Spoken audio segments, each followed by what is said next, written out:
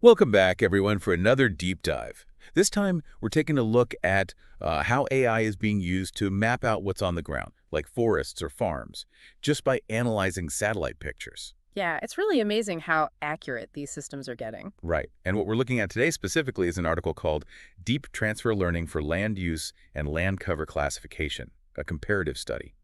But before we get into the AI stuff, I think it's important to understand why classifying land use, figuring out what's what from space, is actually important in the first place. Oh, absolutely. Land use classification is essential for so many things. Like what? Give us some examples. Well, if you think about managing resources like forests or farmland, we need to know how much we have and where it is, and how that's changing over time. Okay, that makes sense. And it's also crucial for tracking things like deforestation, planning urban development, and even getting a handle on how climate change is impacting the landscape. So lots of important applications then. Mhm. But the article mentions that traditional methods, the ones they've been using up until now, they aren't always so great at this, especially when you start dealing with the really detailed images we have from satellites these days. That's right. Is that where the deep learning comes in? Exactly. Deep learning is a perfect fit for this kind of problem because it's so good at analyzing massive amounts of data.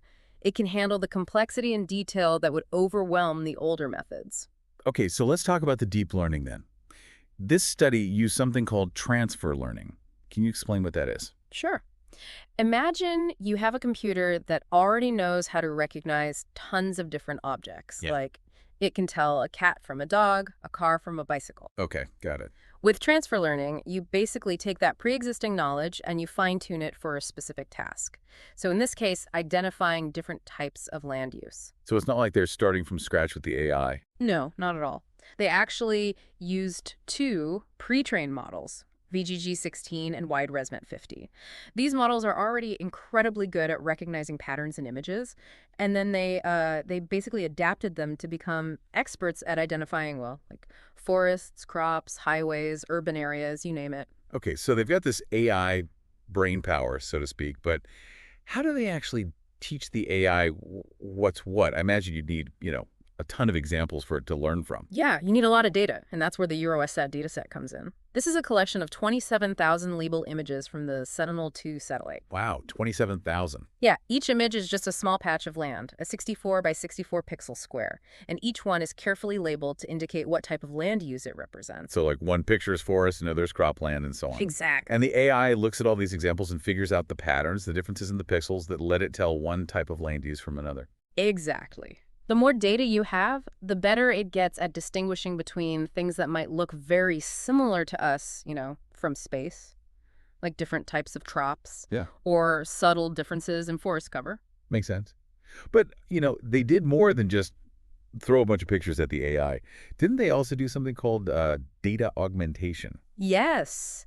Data augmentation is a really cool technique where you take the existing images and you create new variations of them, like flipping them horizontally or vertically, Right. rotating them, maybe adjusting the brightness or the contrast. All this basically multiplies the amount of training data you have. So you're giving the AI more to learn from, even though it's all based on the original images. Right. It helps the AI to develop a deeper understanding. And it prevents a problem called overfitting, where the AI basically memorizes the original data but can't generalize well to new images. So you're basically showing it the same thing from a bunch of different angles to make sure it really gets it. Exactly. That's a good way to think about it. And they use another technique, too, called early stopping. This is kind of like, imagine the AI is taking a test. Okay. As it practices more and more, it gets better at answering the questions, right? Right, yeah. But at a certain point, it might start just memorizing the answers instead of actually learning the underlying concepts. Early stopping is all about monitoring the AI's performance and stopping the training process as soon as it plateaus. That's smart. So you're not letting it just cram for the test. You're making sure it actually understands the material. Right, which makes it much better at handling new images it hasn't seen before. And they also adjusted the learning rate, which controls how quickly the AI learns. Too fast, and it might miss important details. Too slow, and it takes forever to train. So they fine-tune this to find the sweet spot. Gotcha. So lots of fine-tuning to get the best results. And I'm really curious to hear about how this all played out in their experiments. Me too. Let's dig into the results. Sounds good. So getting into the results. The Wide-ResNet 50 model, that was one of the AI models they used, ended up achieving an accuracy of 99.17% on this EuroSDOT dataset. 99.17%. Yeah. That's pretty nuts. So does that mean it was basically perfect at, identifying all the different land use types? Almost, but not quite. It did make a few mistakes. Ah, so it wasn't flawless. Right, but even those mistakes, they actually provide valuable information. The study included something called a confusion matrix. It basically shows you which types of land use the AI sometimes got mixed up. So like what kinds of things did they have trouble with? Well, interestingly, some of the trickiest ones were land types that look pretty similar from space, like, pastures and crops, and herbaceous vegetation. That's basically, areas covered with grasses and stuff. Yeah, even I can imagine that being tough to tell apart from way up there. Just looking at a picture. Exactly. It really highlights the need for, maybe incorporating other types of data, like elevation data, maybe weather patterns, things that could give the AI more context that might help it make finer distinctions. So not just relying on the picture alone, but adding more layers of information. Yeah, exactly. And speaking of those misclassifications, there was one example that really jumped out at me in the article.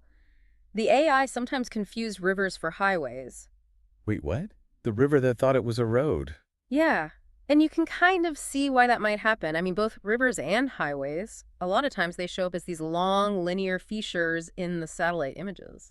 Yeah, I guess if you squint your eyes, they can look kind of similar from above. Right. It just goes to show you that, even with these super advanced AIs, there's still room for improvement. Yeah, always room to grow. But still, even with those occasional hiccups, achieving almost 99% accuracy is huge. I mean, it really opens up so many possibilities for how we can manage resources and understand these large-scale environmental changes happening around the world. Right, and that's what makes this whole thing so exciting to me. Hmm. It's not just about the, cool tech stuff, but the impact it could actually have. Absolutely. And something else I think is worth mentioning is the collaborative nature of this work. Both the data set they use, the Eurosat data set, and the actual code for these models, they're open source. So anyone can use them. Yeah, anyone can access them, build upon them. It's like sharing the blueprint for this land use classification AI. Yeah. It allows other researchers to experiment, make improvements, adapt it for different applications. It's really great for pushing the field forward. Right, because the more people working on this, the faster the progress, right? Exactly.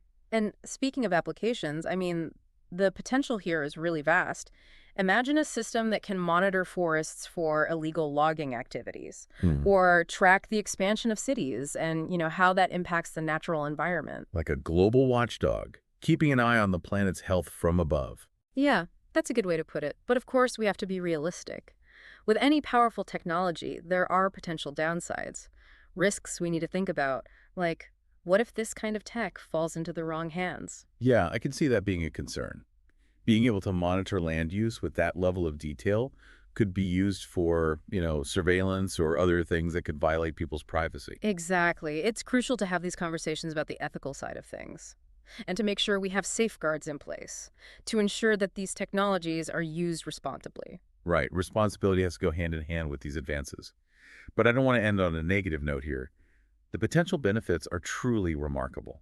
I completely agree. It's inspiring to see how AI can be a force for good, for understanding and managing our planet in a more sustainable way. And the fact that so many researchers are embracing this open, collaborative approach, it gives me hope. Me too. It really speaks to the best of the scientific community coming together to try and make a positive impact on the world. Okay, so this study focused specifically on, classifying what's on the ground. But I'm curious, do you think this underlying tech, these AI models, could be used for other things too? Oh, absolutely. Analyzing satellite imagery with AI has implications for all sorts of fields. Think about agriculture. You could monitor crop health, optimize irrigation systems. You could track wildlife populations for conservation efforts, or, even assess damage after natural disasters to coordinate relief efforts more effectively. Wow, the possibilities are really endless. And I bet as the AI keeps getting smarter, we'll see even more creative applications, stuff we can't even imagine right now. I think you're right. It's a really exciting time to be working in this area. And for me, one of the most fascinating things about all this is that idea of transfer learning. Yeah. Using knowledge from one area, like you said, recognizing everyday objects, to then solve a totally different problem, like, mapping out land use from space. That's just brilliant. It really shows how powerful AI can be in connecting things, in bridging the gaps between different fields of knowledge. So it's not just about, AI solving problems in isolation, but about finding those connections, those unexpected links that can lead to a deeper understanding of our world. Exactly. And who knows what other connections are out there just waiting to be discovered. I mean, maybe the solution to climate change is hidden somewhere in the algorithms of, a financial trading AI. Or the cure for cancer could be found in the patterns of a weather forecasting model. You never know. Whoa, that's pretty mind-blowing. It makes you realize we're just scratching the surface of what AI can do, not just for, technology's sake, but for helping us understand our planet and ourselves better. It's a really exciting time to be alive, that's for sure. It is. So I think we're wrapping up this deep dive, but I want to leave our listeners with something to chew on. We've seen how powerful AI is for analyzing these satellite images, Yeah. for understanding our planet in this new way. But what other, seemingly unrelated AI expertise might hold the key to unlocking even more insights about the world? That's something I think is worth pondering. That's a great question. I think the potential for cross-pollination between different areas of AI is huge, and we're only just beginning to explore it. It's in those unexpected intersections, those unlikely pairings, that we often find the most groundbreaking discoveries. Like a giant puzzle, where every new piece of AI knowledge we gain helps us see the bigger picture more clearly. And with a clearer picture, we have a better chance of finding solutions to the challenges facing us. Well said. And on that note of hope and possibility, I think we've reached the end of our deep dive. It's been a pleasure exploring this topic with you and with all our listeners out there. It has. So until next time, everyone, keep those minds sharp, keep those imaginations firing, and we'll see you back here for another deep dive soon.